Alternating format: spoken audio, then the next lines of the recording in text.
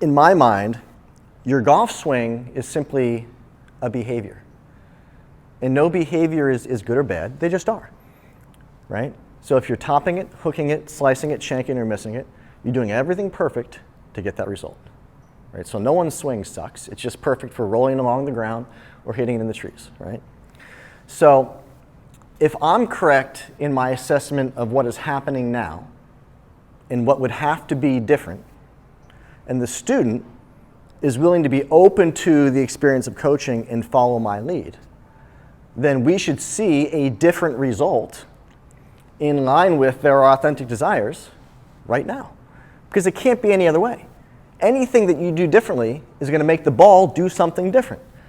So why can't we, within a couple of minutes, make it stop going over there and start going over there, right? So betting on yourself is basically saying, I understand what's happening now. I understand how to create a program or a protocol that takes something that's inherently complex and makes it simple and doable in the mind of the player.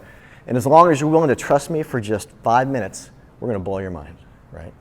Now, demonstration of a skill is different than ownership of a skill. So in that lesson, I'll share with them like, hey, this is what you have to do.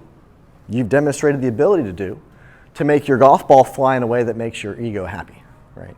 Because the fact that now it's hitting the green, that's actually not a better shot. That's just an online shot. The one that went over there, that's an offline shot. They're not good or bad. Good and bad are subjective. Nothing is good nor bad till thinking makes it so. That's what Shakespeare taught us, right? So basically, I don't want them to look at shots as like, oh, that one sucks and that one sucks. Because if you're looking at shots as good, bad, good, bad, good, bad, what happens to your emotional state? Up, down, up, down, up, down, frustration. Right? I like to get my students to look at each outcome simply as is, right?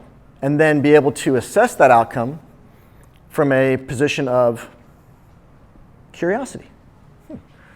What would I have to do differently to make it go more up in the air and more over there, right? So now there's a mindful adjustment, right, where we don't have frustration, right? But bet on yourself. Be excited about showing that person something amazing through the skill you possess to take something that's inherently complex, to make it simple and doable. That's the gift of coaching, right? Now, I tell people all the time, the whole point of coaching is to be able to go somewhere that you possibly can't go on your own.